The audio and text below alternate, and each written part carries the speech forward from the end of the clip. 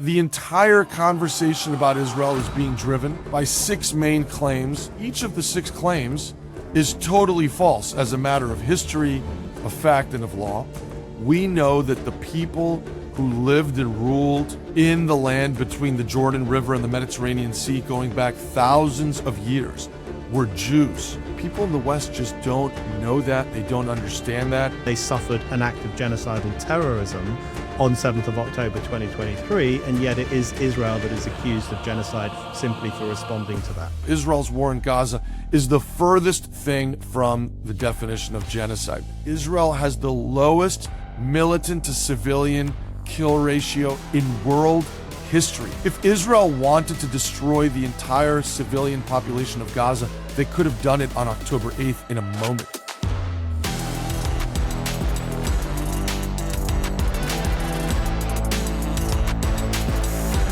Hello, welcome back to the Brendan O'Neill Show with me, Brendan O'Neill, and my special guest this week, Roy Altman. Roy, welcome to the show. Thanks for having me. It's great to have you on. Some listeners might be familiar with you. You are a U.S. district judge in Florida, which sounds very, very important. I'm sure that it is. But the reason I've got you on this podcast is because you are also the author of a brilliant new book called Israel on Trial, examining the history, the evidence, and the law, in which you really take a kind of legal scalpel to some of the claims that we hear about Israel all the time these days. And you really kind of dissect them in a way that is incredibly illuminating. So I highly recommend the book to listeners and viewers of this podcast.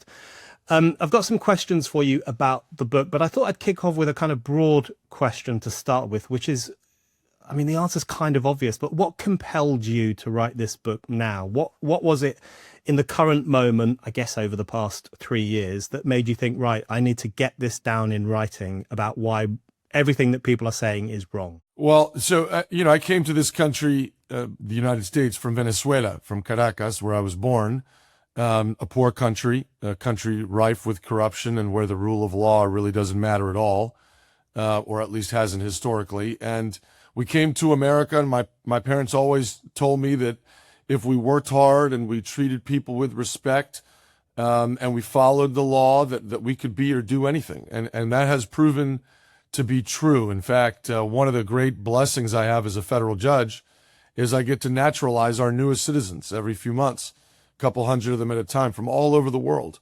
And I tell them that 20 or 25 years ago, I was sitting right where they're sitting today, waving their little American flags, full of expectancy about the rights and obligations that come along with being a member of this vibrant and special community. And if you had asked me before October 7th how I wanted to be remembered, I think I would have said that I wanted to be remembered as a fair judge and a model citizen and a good husband and father and friend. But then something happened after October 7th, not thousands of miles away in the desert in Israel, but here in the West, in what we thought were our sacrosanct institutions, in the media, on college campuses, at the United Nations, an organization that in many ways was created specifically for the purpose of ensuring that never again would this level of subjugation, humiliation, and degradation that we saw on October 7th be visited upon the Jewish people, that there was a moral distortion, a moral confusion, a moral inversion of everything that we had always been taught to be true and rational and just in any circumstance. And I started to travel around the whole country. And I went up to almost all 50 states, to churches of every denomination, dozens of colleges and law school and high school campuses, trying to understand what was motivating people who were otherwise law-abiding, otherwise cared about the rules, to chant for the death and destruction of millions of Jews and the only Jewish state in the world against an enemy that not only didn't care about the rules, not only violated the rules at every turn, but was an organization, Hamas, and its Iranian backers, that wants to destroy the entire rule-based order on which Western civilization, our civilization, the one that we partake of, that we benefit from every second of every day, was built on. And in the course of those travels, I had really thousands of conversations with people, young and old, about Israel, its ancient past, its painful present, its hopes for a brighter future. And I came to recognize that the entire conversation about Israel is being driven by 6 main claims about the Jewish state. And each of those claims, as I say in the book, is actually at its core, if you drill down on it, a legal claim. It's pretty unique. And so I thought, you know what? 2 pieces of good news. One, each of the 6 claims is totally false as a matter of history, of fact, and of law. But 2, we have a language. We have a methodology that we have developed over hundreds of years in this country, thousands of years in your country, in order to be able to answer and assess the veracity of contested legal claims. And so I thought, why not apply that same time-tested methodology, a methodology that we know we trust because, of course, we use it where truth-telling matters the most, in the courtroom where someone's life or their business or their well-being is at stake, and apply it to each of these 6 claims and see what happens. And that's why the book is called Israel on Trial. We literally put Israel on trial. We apply each of the 6 claims. That's why there's 6 chapters. Each chapter gets a claim. We apply the relevant legal methodology, and then we issue a verdict in the end, one way or the other. Of course, we're not going to tell your listeners what the verdict is because we want them to read the book. But that's the idea behind, the animating principle behind the book. That's a really useful opening. And listening to you talk about the reaction in the West really connects with me, because I often say that, you know, as horrifying as 7th of October was, for me, it was the 8th of October that was really the wake-up call, because that's when people in London, Berlin, Sydney were celebrating the massacre of Jews by Hamas. And that's the day on which I knew that the West was going to change radically as well, or some of those trends were really going to come to the surface of our society. So it's really interesting to hear you say that. I'm looking at the 6 claims now that you just mentioned. They're listed very usefully in near the beginning of the book, and then of course you analyze them chapter by chapter. I don't want to go through all 6 of them because, as you say, we want people to buy this book. It's an incredibly important contribution to this discussion. But I do want to ask you about a couple of them, just as so you can give a flavor of why you think these are problematic claims. You describe them at the beginning of the book as compelling, almost intoxicating claims. And that's a really good way to describe them, because I meet people virtually every single day who are intoxicated by these claims, who live and breathe them, who really believe them almost as if they are gospel truths. And it's worth just kind of thinking much more critically. So the first one is the idea of settler colonialism, that the Jews are colonists in the Holy Land, that they pushed aside the indigenous population of Palestine and they created this colonial entity that people call Israel. Give us a sense of why you thought that was important to have as the first claim to analyze, and give us a sense of your take on it as well. It's the claim that I spend the most time on, because not only is it the most pervasive of the claims, but it also bleeds into all the other claims in ways that are quite pernicious and understated. I'll give you an example as to one of the other claims, and that's the genocide claim that I tackle at the end in chapter 6. And so in America, we I think in England too, there's a doctrine of self-defense called the castle-doctrine. And the castle-doctrine works like this in the law. Imagine that you're a person, you're sleeping in your bed, nice and cozy and soundly, and it's 3, 4 in the morning, it's dark, and then suddenly the alarm sounds in your home, and you open your eyes, and there's a man standing over you in your bed, right? This is a terrifying thought. I'm sure every human being has had it at one point or another, even if you don't admit it. And it's a horrible feeling, right? You have the right, under the castle doctrine, I'm from Florida, so most people have a gun, to pull out a gun and shoot the person in your home dead. You don't have to warn. You don't have to ask any questions. You don't have to shoot them in the knee or whatever and then call the cops. You don't have to do any of that. The castle doctrine says he's in your home. You can use lethal force, okay? And there are ancient reasons for that to preserve private property and all kinds of reasons we don't need to get into, but that's basically the doctrine. Now, imagine a second scenario. Imagine that you are attacked in your home, middle of the night. You're fleeing from your home. You're bleeding. You're bruised. You're battered. Your attacker, your assailant, is chasing you. And you're now in the street, and there's nobody around. It's 3, 4 in the morning. You see a neighbor's home, and you run to the neighbor's home just to have the neighbor call the police, right?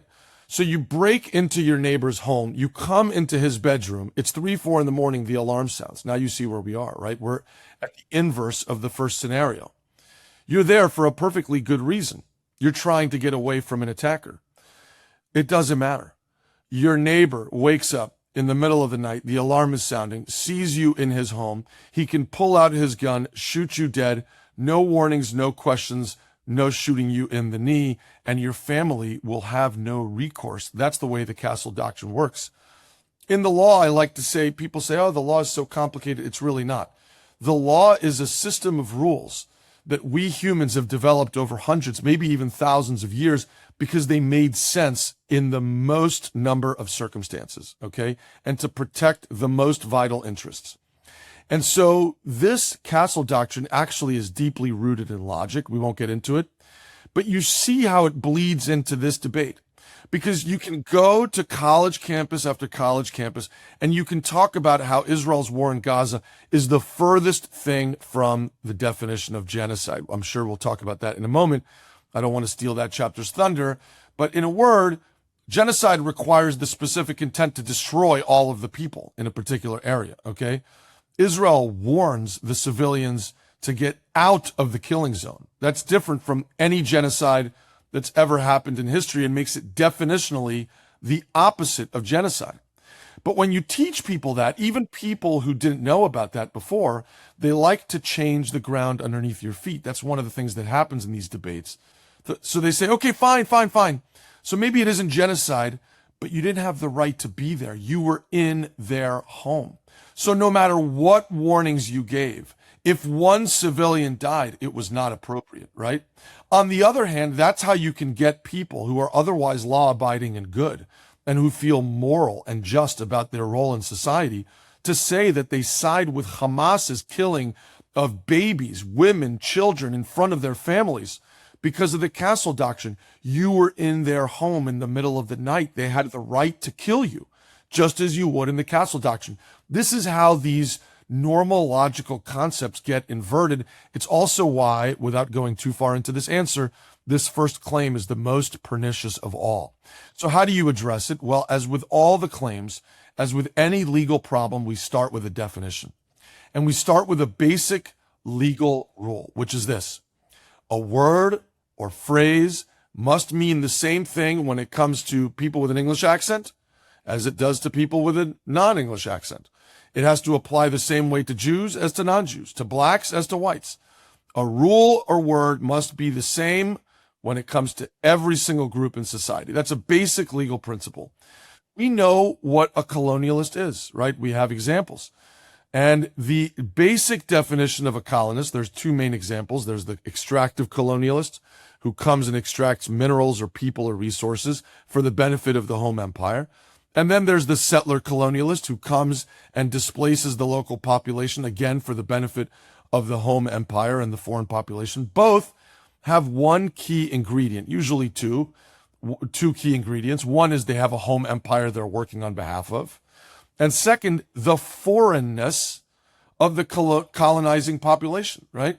So as an example, there were obviously no ancient pedigree of kings and queens who spoke English, practiced Christianity, and passed on to their children English names like John and Joseph and John and George and Thomas, who ruled Virginia and New York thousands of years ago. There's no ancient pedigree of Spanish kings and queens who practiced Catholicism and spoke Spanish and named their kids Simon and Tomas and whatever else, who ruled Bolivia and my Venezuela thousands of years ago.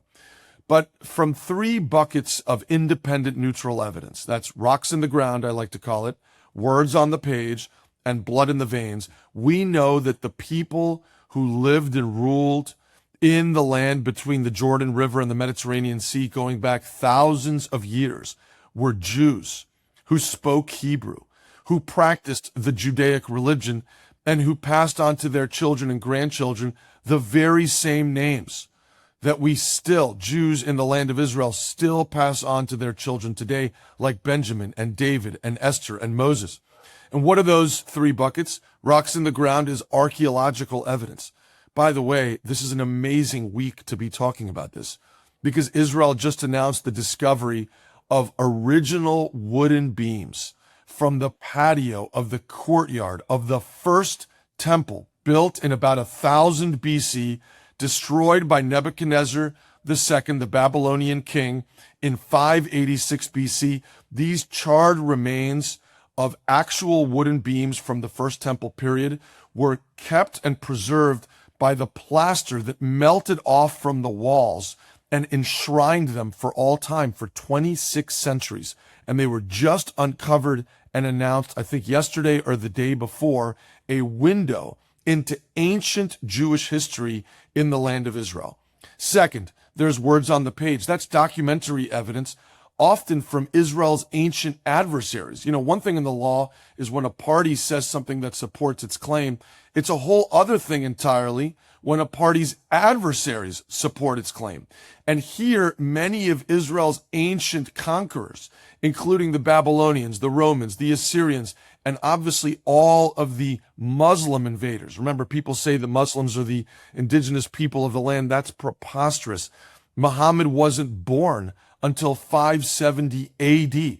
Islam wasn't a thing in the world until 610 AD. The first Arab Muslims don't invade and subjugate the land of Israel until the Battle of Yarmouk in 636 AD. By then, Jews, according to the documentary and archaeological record, had lived in Israel for thousands of years. But these ancient adversaries of Israel took very detailed notes about the people they were subjugating in the land between the Jordan River and the Mediterranean Sea, and they all say that these are Jewish people who spoke Hebrew, who practiced the Hebraic religion, and who passed on to their children the very same names Jews pass on to their children today. And then the third bucket is blood in the veins. Over the last few decades, there have been dozens of genetic studies on almost every major Jewish population in the world, each of which has confirmed that all the major Jewish populations in the world are genetically connected to one another, and that they come from a common DNA ancestry from the Levant, from the Middle East, 2,000 years ago. Why is that number important? Because it corroborates the other two buckets, the words on the page and the rocks in the ground, which tell us that in 70 AD, 2,000 years ago, Titus of Rome, the son of the Emperor Vespasian, conquered Jerusalem, destroyed the temple, and exiled the Jewish population, thus creating the major diaspora communities of the world. If we care at all about the rights of indigenous people, then we have to recognize that if we go back 3,200 years ago and we fast forward until today, there is only one people on earth today that still speaks the same language, still practices the same religion, and still lives and governs in the same land as they did 3,200 years ago. And those are the Jews who live in Israel. They're the furthest thing from a colonist that we have on this planet. Yeah, very well put. And that chapter is so illuminating as well. I mean, it's stuff I kind of instinctively knew, but you kind of really draw it out. And there's a great history in there as well, as you say, about the Babylonians, the Assyrians, the Romans, the various conquerings of the land of Israel over the centuries. You also say, you've just mentioned it there, you say in the book, as this history has made plain, if anyone has colonized the land of Israel, it has been this succession of Muslim armies from Arabia, Egypt, Damascus, Baghdad, and Turkey. It's such an important point. But as you know, and I'm sure you'll get this argument as you go around promoting your book, to many people of a left-wing persuasion or a liberal persuasion, or even the kind of coastal elites who kind of cleave to a certain extent to anti-Israel sentiment, that will just sound so alien to them because they have become so convinced that the Jews in Israel are white colonizers, that they came from Europe, they took over this land that belonged traditionally to brown Muslims.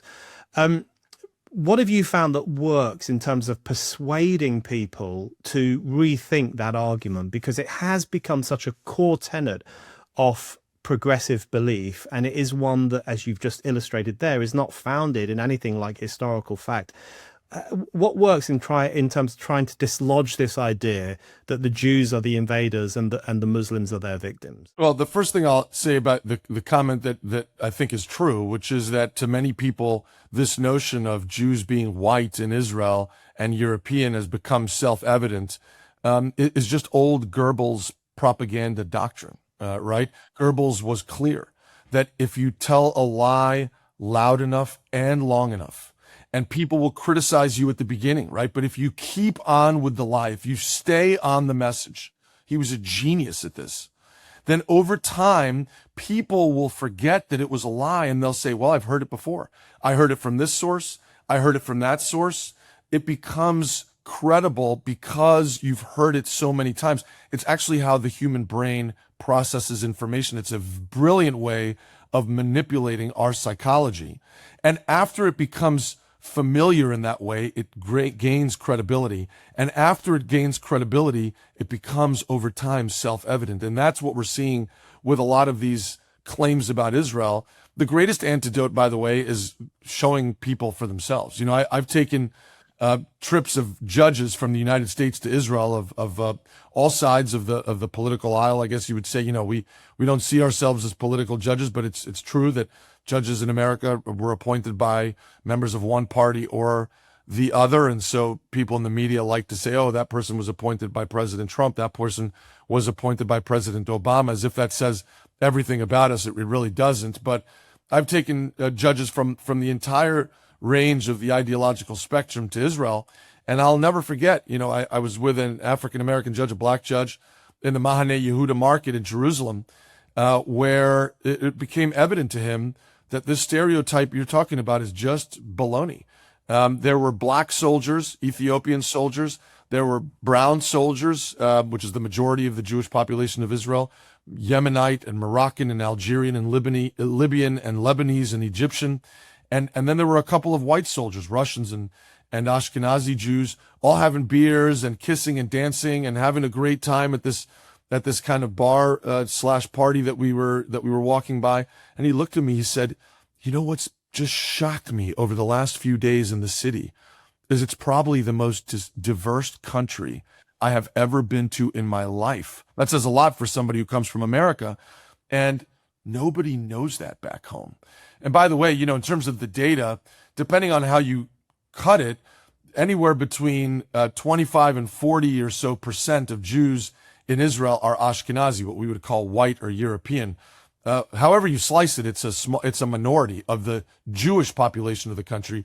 The majority of the Jewish population in the country is brown or black. There's about 200,000 Ethiopian black Jews who were saved and rescued beginning in the 80s and then in the 90s and early 2000s in a program that was daring and dangerous by the Israeli government to save them from a real genocide that was taking place in Ethiopia, Eritrea, and at some points in Sudan.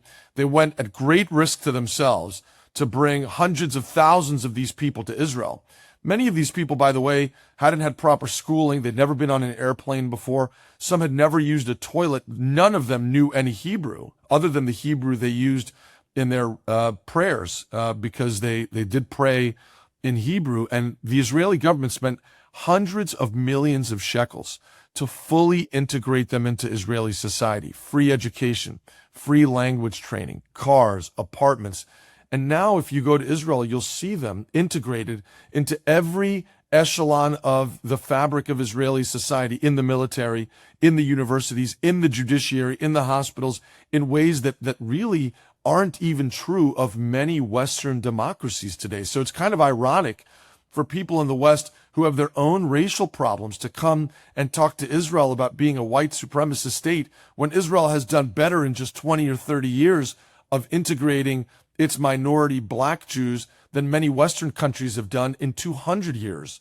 And then you have the overwhelming majority of Jews who are neither black nor white, who were ethnically cleansed from the Middle Eastern Arab countries in which they had built communities over thousands of years. Remember, there were up to depending on how you count, between 850,000 and 1 million Jews who lived all across the 22 Arab states of the Arab world, who were ethnically cleansed and pushed out over the course of maybe 50 or so years, starting in 1948, and who had nowhere to go but Israel.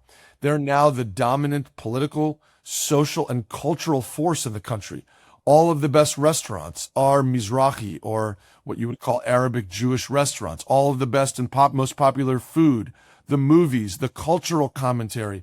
And now the biggest political force in the country is all Mizrahi or brown Arabic Jews, which is Arabic in the sense that they come from Arabic countries, which is to say the entire political bloc, for example, that the Likud party, the right-wing party, relies on, is mostly these, what you would call from Arab countries, we would call them Mizrahi Jews. People in the West just don't know that. They don't understand that.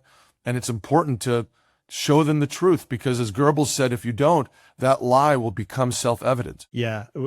On the various trips I've taken to Israel, I've always been struck by the diversity of the population. It really does grab you because of what we hear so often in mainstream commentary, which is that Israel is this white supremacist nation. They're all European, etc., etc. I saw a clip the other day of two anti-Israel activists in Israel harassing this brown-skinned, curly-haired Jewish shepherd boy. And these were two white activists from Europe who were harassing this brown-skinned Jew. And I thought, who are the real white colonizers here? Because it looks to me like it's them. It's these anti-Israel activists. I want to ask you just about a couple more of your claims, just to give a flavor of the kind of thing that you really address in great detail in the book.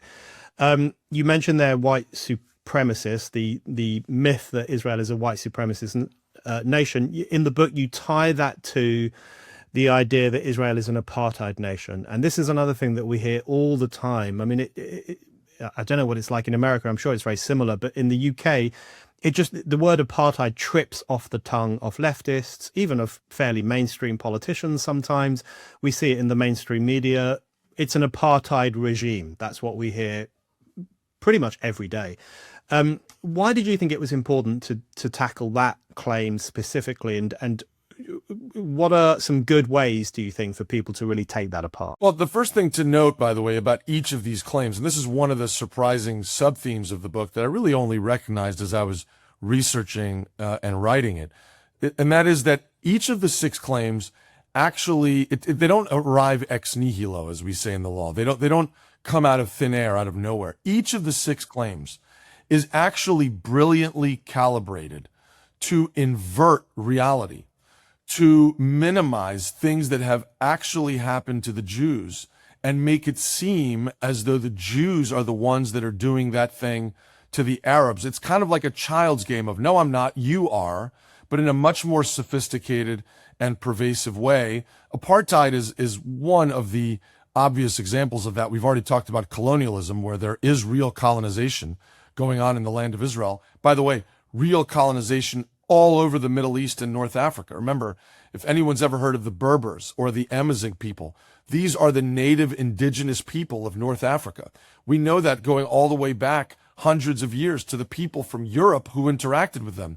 They are totally a subjugated minority by the Arab Muslims who conquered not just Israel, but all of North Africa, who expelled the Persians and Zoroastrians from much of what's today Iraq and Iran, the Kurds, the Yazidis, the Druze, many peoples, in addition to the Jews, subjugated by the most imperial empire, the most colonizing empire the world has ever known, which is the Arab Muslim empires that flowed from the Arabian Peninsula. They're not native to Tel Aviv, by the way, or Jerusalem, hence the name Arabia. And so there is real apartheid going on all over the Middle East. Just last night, I was at an event where I was talking to women, one Christian and one Jewish, who were born in Egypt. Their parents were born in Egypt. Their grandparents were born in Egypt. And guess what? They were never permitted to become Egyptian citizens and never were given an Egyptian passport, because only Arab Muslims were granted that right. That's true all over the Middle East, where Arab Muslims, for example, have totally destroyed, as I mentioned, the ancient Jewish communities that existed there, but also are in the process of destroying the ancient Christian communities that have existed there for hundreds of years. Think about these numbers. In the Middle East, at the time of the foundation of the State of Israel, in 1948, Christians were 20%, about 20% of the population of the Arab countries. The percentage today, again, depending on how you count, is either less than 2% or about 4%. It is dwindling and it ain't coming back. And it's not because they decided that it was better to live somewhere else. It's because they have been systematically and methodically subjugated and destroyed by two true apartheid regimes all over the Middle East. These are the imperial apartheid regimes of the Arab world. And by the way, there's only one place in the Middle East where that trend is in reverse. This is something I find one of the most preposterous claims that I didn't actually include in the book because it wasn't prevalent last year when I was writing the book, but has become prevalent today. I think I might need to include it in the updated paperback version that'll come out next year, which is this claim that Israel is bad for Christians, that maybe the most preposterous claim of all. There is one and only one place in the Middle East where those Christian trends are totally inverted, and that's in Israel. Again, if you go back to 1948, the time of the foundation of the state, there were 36,000 Christians in the state of Israel, a teeny tiny, almost negligible minority. Today, there are over 160,000. That is a bigger than 400% increase in the population of Christians in Israel, the opposite of what you see all over the Arab world. If I were to talk to you about this in any other context, think about horses. Imagine a place where there were horses, and the next generation, the horses were double the population of horses that there were before, and they were bigger and stronger and healthier and faster than they were in their parents' generation. And then one generation later, they were twice as big as they were in their grandparents' generation, and they were bigger and healthier and stronger. Would we say that that was a place that was bad for those horses, that was detrimental to the health and flourishing of those horses? Of course not. On the other hand, if we had a place where there were horses that every generation, the population of horses declined by half, and then half again, and then half again, and the horses that remained were subjugated into the corner, and they were skinnier and weaker and less powerful than they were in their grandparents' generation, would we say that those were good places that allowed for the flourishing and prosperity of those horses? Of course not. But somehow, when we talk about Israel, all logic and common sense just goes out the window, and all of these concepts become inverted. So just to talk about apartheid in Israel for a second, apartheid is a very specific term, okay? It's an Afrikaans word that comes from South Africa, and it has a very specific meaning. It means separateness. And apartheid in South Africa, for example, was marked by tremendous separateness. Blacks couldn't go to the same beaches, drink from the same water fountains, eat at the same restaurants, obviously couldn't serve on the Supreme Court of South Africa, had no voice in the ruling government. I mean, this is what apartheid looks like. And in fact, one of the, I think, cool parts of the end of chapter 5 of my book is that Nelson Mandela's granddaughters, just last year in 2025, the greatest warrior against apartheid in South Africa, his granddaughters flew to Israel last year in the middle of a war. They traveled all around Judea and Samaria, the West Bank, and in Israel itself, met with Arabs, Muslims, Christians, Druze, and Jews, and came out with fascinating quotes that I have in the book, which are, this is the furthest thing from apartheid we have ever seen. And it minimizes and degrades what happened to the blacks of South Africa to claim that there's any relationship between Israel and apartheid South Africa. Israel is a country of 10 million people, 21% of whom are Arabs, 17% of whom, 1.7 or 1.8 million, are Arab Muslims who have full and free commercial, civil, and political rights on equal terms with their Jewish and Christian neighbors. Just to give a few examples, there is an Arab Muslim justice on the Supreme Court of Israel. There are 10 of the 120 seats in parliament are Arab Muslim representatives who vote with equal rights to their Jewish and Christian and Druze counterparts. In fact, there are 4 major Muslim political parties in the country. And one of the things that I love when people say, oh, it's all because of Netanyahu's government and he's bad. I'm not here to support or oppose any particular government. I will just note that all of these same claims about apartheid Israel were going on in 2021 when the ruling coalition of the country had no Bibi Netanyahu, no Ben Gvir, no Smotrich. It included the major Arab parties of the country in the governing coalition of the Jewish state. If this is apartheid, Israel's doing a real poor job of it. And then it's not just in the political sphere or in the judicial sphere. By the way, there are Arab Muslims throughout the judiciary. They're also running major hospitals and clinics.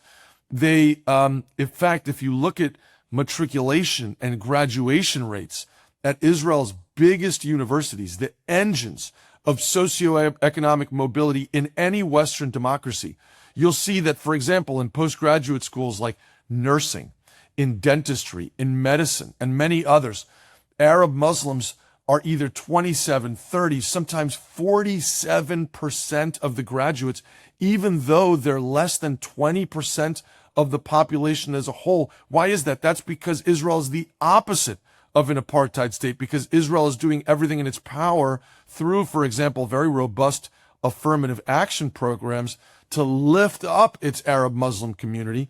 By the way, it does the same with its Arab Christian community. In fact, although Christians are only about 1% of the population, they're over 4% of PhD graduates, something that obviously isn't true in any other country for Christians anywhere in the Middle East. Again, the claim that Israel engages in apartheid is simply ludicrous on its face, and people only say it and believe it because of the Goebbels doctrine. If you tell a lie loud and long enough, over time, people will come to see it as self-evident. Yeah, you know, if people want to arm themselves with facts for these kinds of discussions with people who say Israel is an apartheid state, they could do far worse than to read your chapter on that, because it is so incredibly useful in terms of just picking apart this notion, this lie that Israel is an apartheid state. As you've just outlined there, it's just beyond preposterous to say that. Okay, Roy, just one more question for you before I let you go. It's the big question. It's the closing chapter of your book. I think it's the big lie of our era. And I don't just mean in relation to this war and this conflict, but I mean across the Western world, which is the idea that Israel is committing a genocide. And I think the consequences of this lie are going to be huge, both for our societies and potentially for the Jewish state itself. You talked a moment ago about moral inversion and how one of the problems with the 6 things that you take apart, one of the problems is not only that they are untrue and cannot be legally stood up, but also that they invert the truth and they accuse Israel of things that are actually more true of its enemies. The genocide lie is a good example of that. The Jews are, of course, history's biggest victims of genocide, and they suffered an act of genocidal terrorism on 7th of October 2023, and yet it is Israel that is accused of genocide simply for responding to that. You can't tell us everything you think about the genocide lie right now, I know, and people should read your chapter on that, but how important do you think it is to take apart that claim in particular? Because it does seem to me to have a pretty rotting effect on the Western conscience, as well as on Israel's reputation. So it's really important, isn't it, to take apart this claim in particular? So first of all, you're exactly right. The word genocide was created in the English language by Raphael Lemkin, a Jewish lawyer, in order to give a name to the ultimate crime of crimes, the catastrophe of the Holocaust that had befallen who? The Jewish people.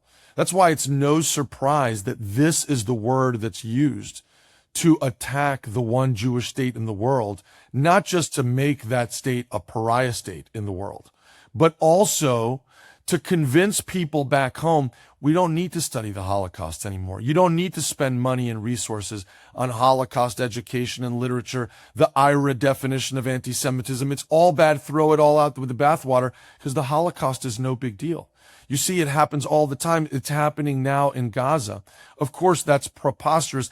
Even if you accepted Hamas's numbers of 60 or 70,000 people dead, and those numbers are ridiculous. They've been debunked time and time again. I explain how we know that in the book. We know that at least half of those are rank and serial members of a terrorist organization, either Hamas or Palestinian Islamic Jihad or Popular Front for the Liberation of Palestine, or people who support them, who are lookouts for them, who hold hostages, even if they're not technically in Hamas. That's about half of all the people. Even if you accepted then that there were 30 or 35,000 people who were not Hamas who were dead. By the way, we should say any civilian who dies in war is a tragedy, but that doesn't make every war that's ever happened a genocide, and thousands and sometimes millions and millions of civilians have died in war. But you can't begin to compare 30,000 civilians to 6 million Jews that were exterminated during the course of the Holocaust. But that's not really the point. The point is that Israel does the very opposite of genocide. Genocide has a very specific legal definition. It's the hardest crime to prove for a reason, because it is the ultimate crime of crimes. It requires the specific intent on behalf of a governing authority to eradicate, to destroy an entire population in whole or in part as such. In other words, for being Palestinians in Gaza. If Israel wanted to destroy the entire civilian population of Gaza, they could have done it on October 8th in a moment. They have nuclear weapons and the most sophisticated air force, pound for pound, maybe the world has ever known, other than our own here in the United States. We know that Israel can shoot a missile from thousands of kilometers away and hit a nuclear scientist in his apartment, in his bedroom, in Tehran. That's the level of aptitude that this Air Force has. And you're telling me that they couldn't have the next day just killed every single Palestinian in Gaza? So people say, oh no, but they would have become a pariah state. They would have been hailed before the ICJ on charges of genocide. They would have been protests in every Western city. And that happened anyway. And everyone knew that was going to happen anyway. If Israel wanted to kill every last Palestinian, it could have done it in a moment. But Israel does the opposite of genocide. Israel, and by the way, you don't have to take my word for it, as I quote extensively in my book, urban warfare scholars like Richard Kemp, like Andrew Fox, like John Spencer. These are not Jews, not Israelis. These are independent scholars of urban warfare. They have time and again said that Israel has the lowest militant to civilian kill ratio in Gaza of any urban warfare conflict in world history. In fact, the average militant to civilian kill ratio in urban warfare is about 1-9, 1 militant to every 9 civilians. Again, that's not because every urban warfare conflict in history has been a genocide. It's because urban warfare is horrible and should be avoided at all costs. That's why this is a defensive war Israel didn't start and never wanted. This would be the first war in history in which a country that was invaded and attacked and then fought a war of self-defense was legitimately accused of genocide. So it's not just that it was 1-9, but that we, the United States, Britain, our allies in Iraq and Afghanistan, we set the gold standard on this ratio. We had a kill ratio of about 1 to 4.5, maybe 1 to 5.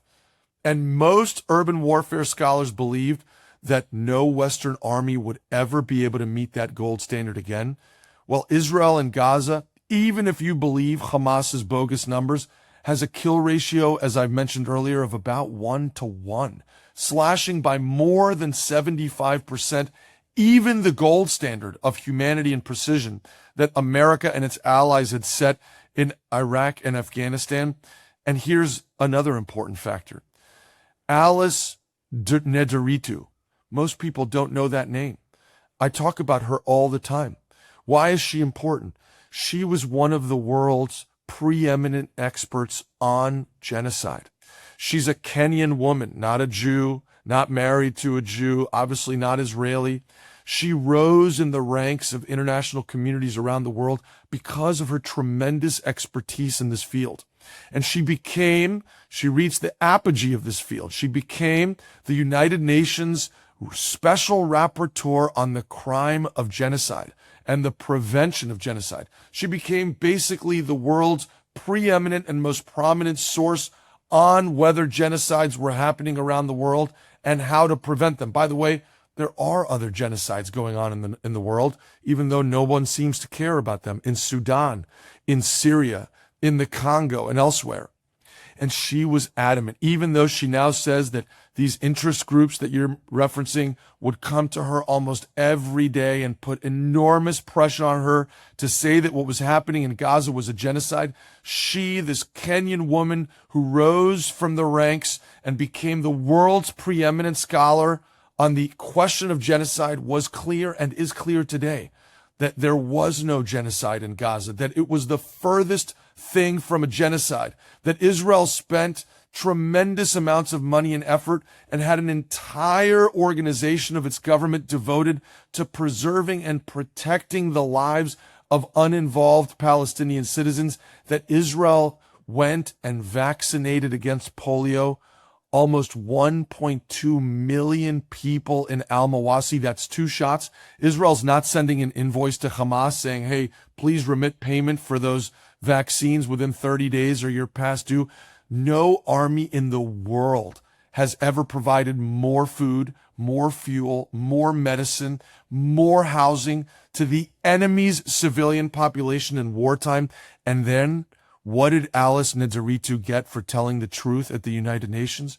She was fired. Her contract was not renewed, and someone who would toe the party line was placed there in her stead. Again, think about it in any other context in society. Think about a prosecutor who everyone respects, who has risen through the ranks and become the Attorney General of the United States, or whatever the equivalent is in the UK, who everyone of both sides, right and left, says that's a fair prosecutor who strikes hard blows, but fair ones that we can all live with.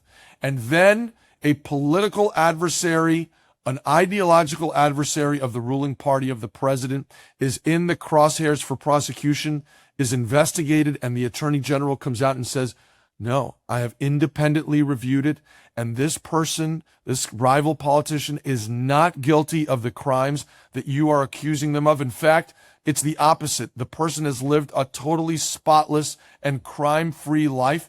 Imagine the uproar if the president of the United States would then fire that attorney general and put in a political stooge in his place, who then went and promptly indicted that political opponent. No jury in America, first of all, would ever have that information kept from them. Of course, that would be the most relevant Exhibit A from the defense. But B, no jury in America would spend more than 5 minutes on a case like that before dismissing it and acquitting the defendant. This is exactly what happened here with Miss Nderitu, and it's the fact that no one even knows her name that shows you what it looks like to lose an information war in the West. Roy, thank you very much. Thank you.